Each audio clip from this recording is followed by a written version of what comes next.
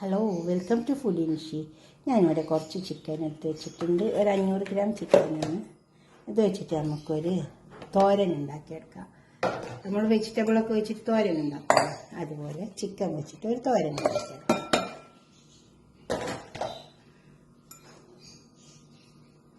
ഞാൻ ഇതിനെടുത്തത് ബ്രസ്റ്റിൻ്റെ പീസാണ്. അപ്പോൾ അതിനൊക്കെ നമുക്ക് വേണ്ടിയിട്ട് കുറച്ച് മല്ലിപ്പൊടി 1 ടീസ്പൂണ്, പെരുംജീരകത്തിൻ്റെ പൊടി 1 ടീസ്പൂണ് അതിട്ട് വെക്കാം. മഞ്ഞൾപ്പൊടി, പിന്നെ ഇഞ്ചി വെളുത്തുള്ളി പേസ്റ്റ്. ഇത് പകുതി ഇതിലേക്ക് എടുക്കുന്നുണ്ട്, പകുതി നമുക്ക് ഇത് വെക്കുമ്പോൾ ആവശ്യമുണ്ട്. ഉപ്പ് അത് ആവശ്യമുള്ള ഇട്ട് കൊടുക്കണം. മുളകിൻ്റെ പൊടി ഇത് 1 ടേബിൾ സ്പൂൺ ഉണ്ട്, ഇത് എടുക്കാം. 1 ടീസ്പൂൺ എടുക്കാം. ഇതിൻ്റെ പകുതി ഇങ്ങോട്ട് വെച്ചിട്ടുണ്ട്. പിന്നെ സവാള, ഇത് 1 സവാള ഉണ്ട്. പിന്നെ ചെറിയ ഉള്ളി, ഇത് നമുക്ക് ആവശ്യമാണ്. ചെറിയ ഉള്ളി ചതക്കി എടുത്തിട്ടുണ്ട്. കുറച്ച് കറിവേപ്പില ഇത് നമുക്ക് ചേർത്തെടുക്കാം.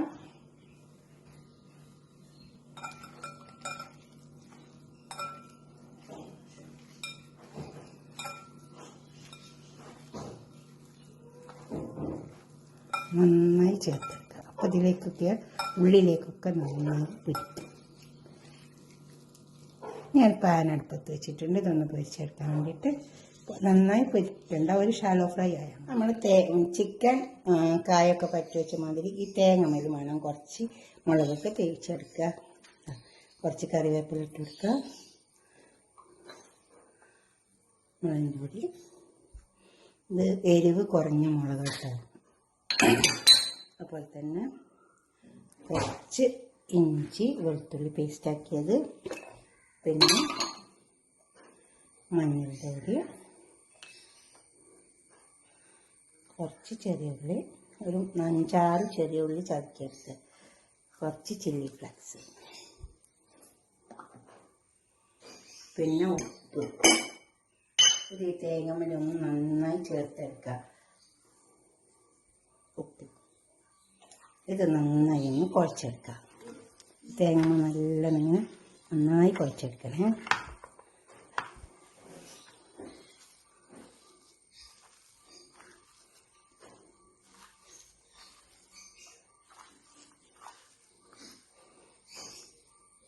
നല്ലോണം കുഴച്ചെടുക്കാം.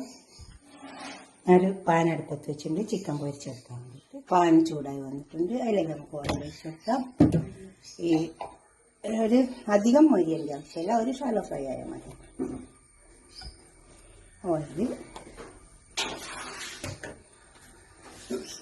ചിക്കനിലേക്ക് ഇട്ട്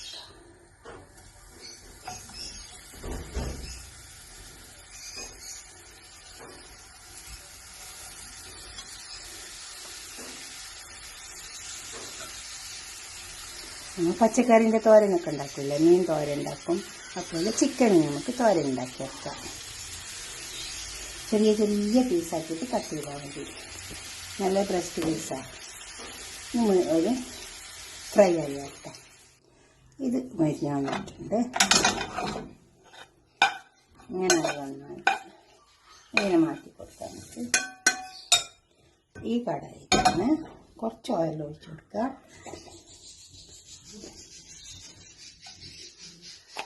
ഓയിലൊക്കെ കുറേശ്ശെ മതി.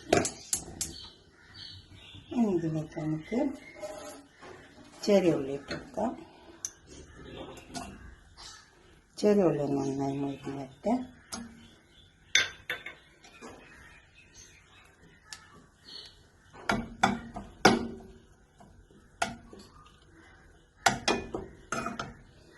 കുറച്ച് സവാള അതിൻ്റെ കൂടെ ഇട്ട് കൊടുക്കാം. രണ്ടും കൂടെ ഇങ്ങനെ മുരിഞ്ഞ് വന്നോളും.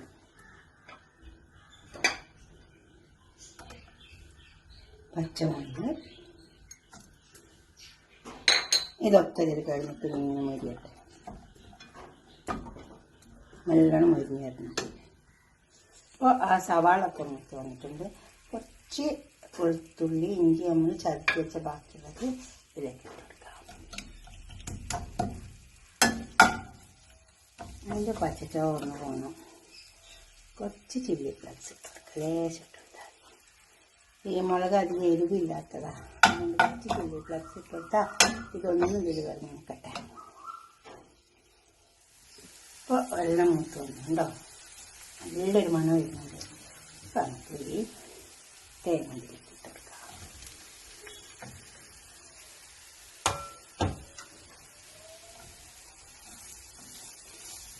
ഈ ഇതൊന്ന് വന്ന് നല്ലൊരു മണം വരും. അപ്പോൾ നമുക്ക് ചിക്കൻ ഇതിലേക്ക് ഇട്ട് കൊടുത്തിട്ട് ഒരു 10 മിനിറ്റ് ഇതൊന്ന് മൂടി വെച്ച് കൊടുക്കാം. ഇതൊന്ന് മറന്നു തരട്ടെ, നല്ല ടേസ്റ്റ് ഉണ്ടാവും കേട്ടോ തോരൻ വെച്ചാൽ. അപ്പോൾ നമ്മൾ തേങ്ങ ഒക്കെ മുരിഞ്ഞ് വന്ന് നല്ല മണമൊക്കെ ഉണ്ട്. തേങ്ങ ഒക്കെ കറിവേപ്പിലൊക്കെ ഇട്ടിട്ട് നന്നായി മുരിഞ്ഞ് ഇനി നമുക്ക് ഈ ചിക്കൻ ഇതിലേക്ക് ഇട്ട് കൊടുക്കാം.